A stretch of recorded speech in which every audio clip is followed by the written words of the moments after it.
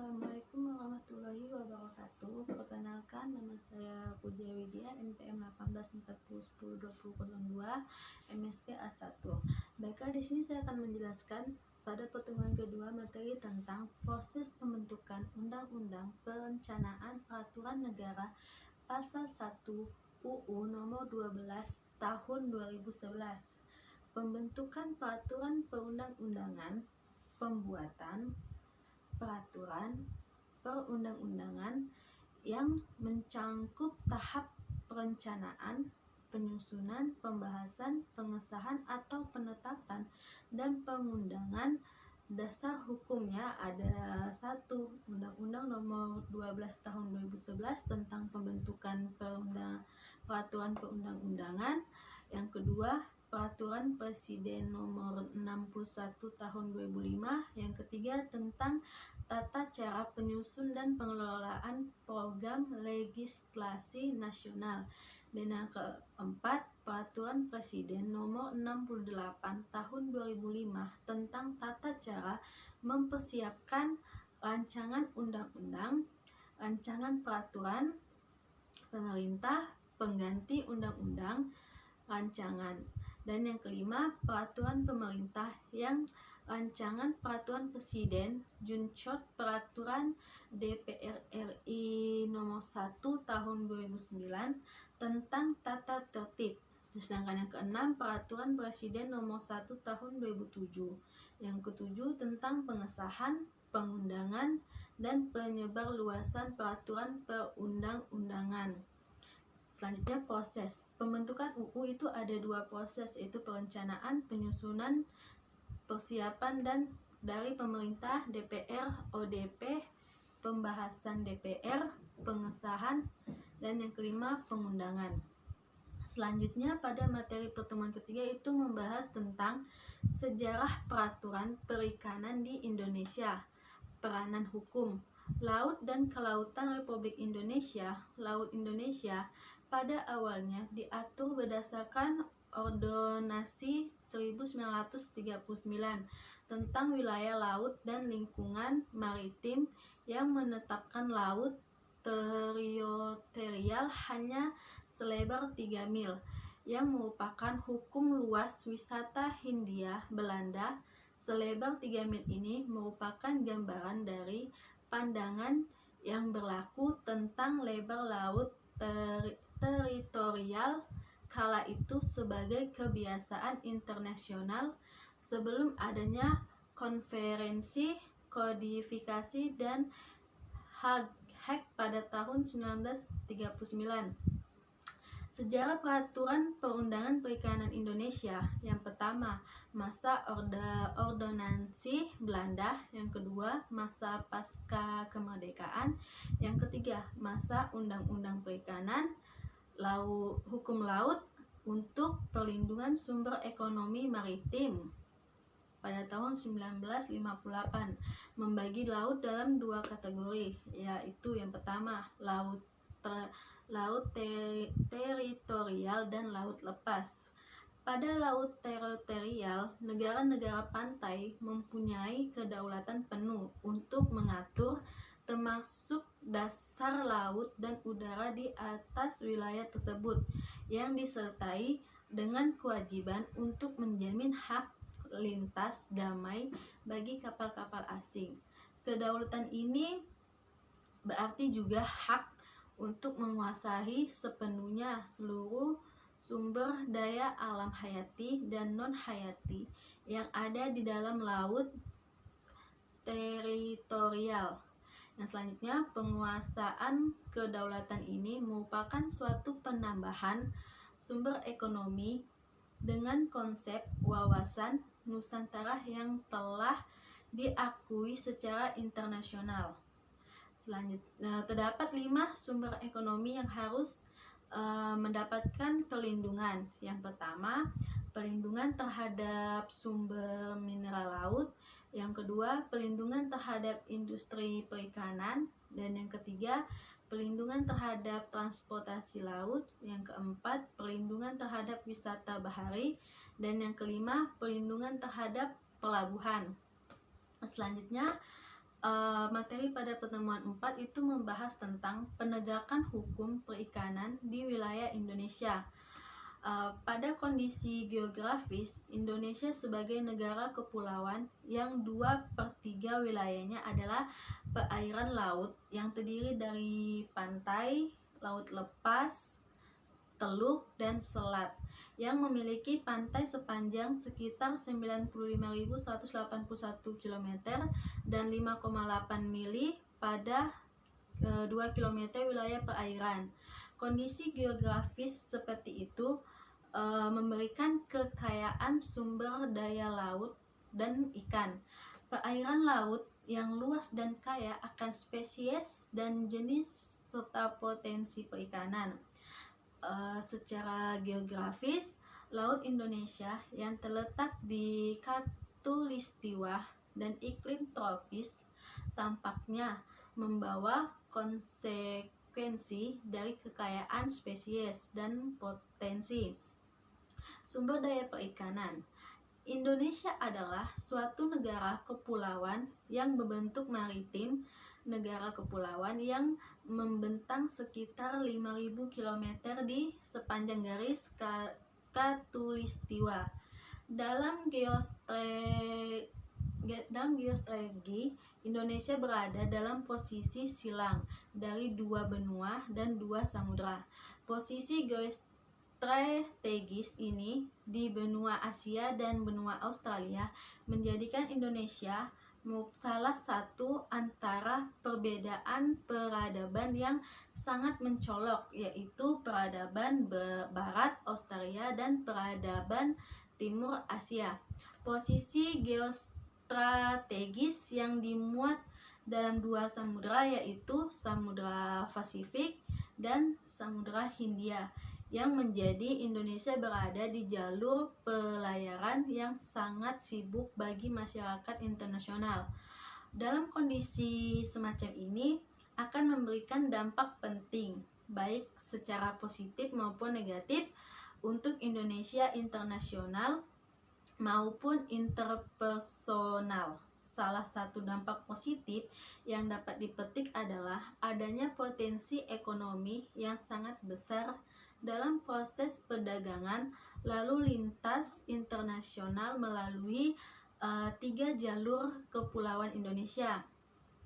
Ini merupakan salah satu dampak negatif yang umumnya ada di satu sumber daya laut sebagai akibat dari rendahnya kemampuan untuk mengirim dan menjaga dari pihak ketiga. Menjadi negara kepulauan, laut memiliki fungsi yang sangat penting bagi negara kedudukan Republik Indonesia, yaitu laut sebagai media pemersatuan bangsa, media sumber daya media pertahanan dan keamanan, dan diplomasi media.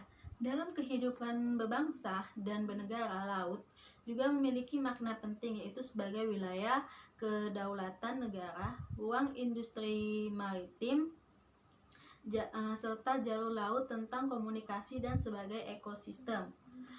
Selanjutnya, pada pertemuan kelima itu membahas tentang hukum laut, di mana konferensi hukum laut di Jenewa tahun 1958 yang menghasilkan 4 konvensi, yaitu yang pertama, konvensi tentang laut teritorial dan jalur tambahan.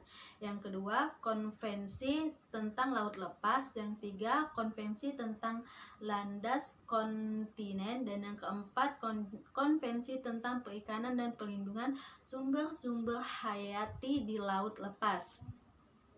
Negara kepulauan yaitu negara yang seluruhnya terdiri dari satu atau lebih kepulauan yang dapat mencakup pulau-pulau lain. Seperti kepulauan itu merupakan suatu gugusan pulau yang termasuk pada bagian pulau, perairan, dan wujud alami lainnya yang saling berhubungan satu sama lainnya dengan eratnya, sehingga dapat membentuk suatu kesatuan geografi ekonomi, dan politik. Ada 4 golongan yang terpenting dalam prinsip-prinsip negara kepulauan. Yang pertama, negara tetangga, ASEAN dan Australia. Yang kedua, negara yang berkepentingan terhadap perikanan dan pemasangan kabel. Yang ketiga, komunikasi di dasar laut Jepang. Yang keempat, negara maritim yang berkepentingan terhadap lalu lintas pelayaran di laut Eropa dan Barat.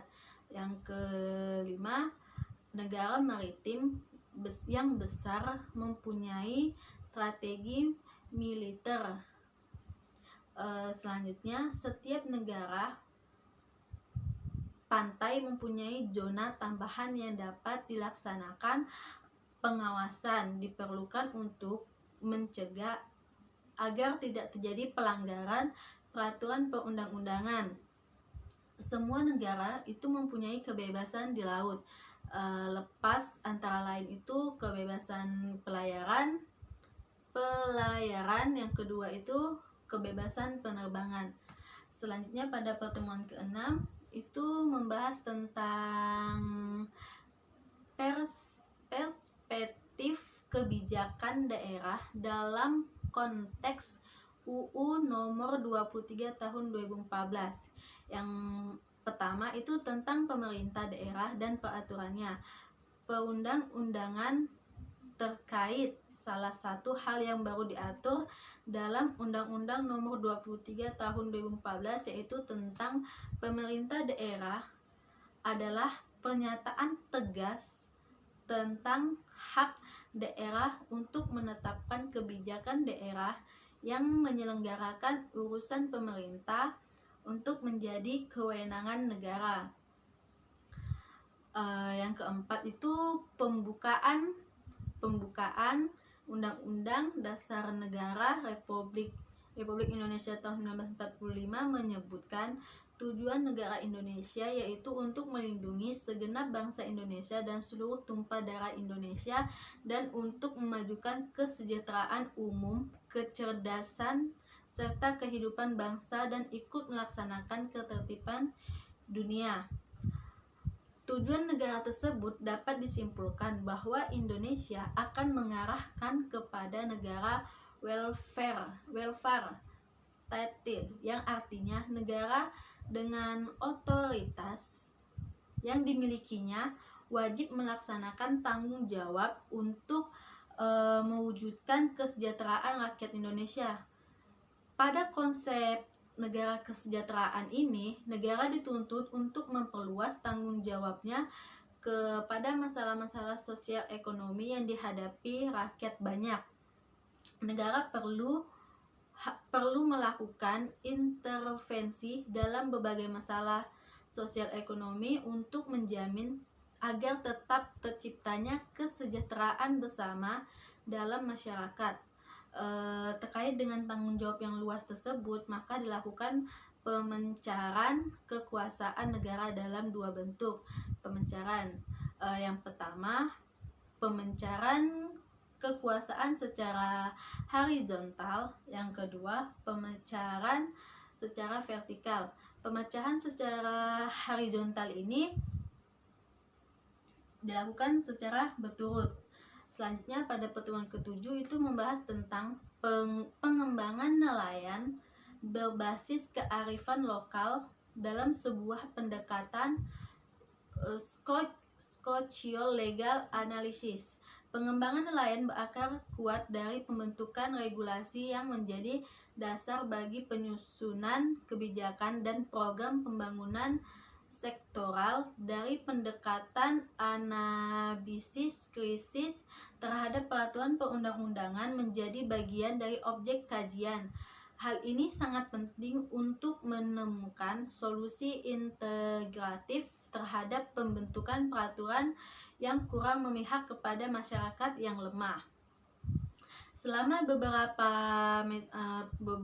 kali dilakukan, dimensi kearifan lokal hilang dari wajah pembangunan nasional, terutama dalam implementasi tata kelola sumber daya kelautan dan perikanan.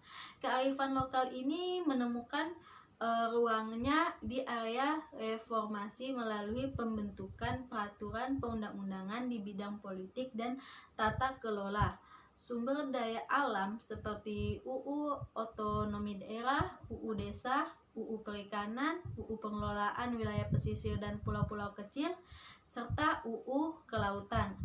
Semua undang-undang tersebut secara eksplisit mengakui, menghormati dan melindungi kearifan lokal sebagai warisan budaya maritim serta sebagai bagian integral dalam sistem tata kelola sumber daya alam.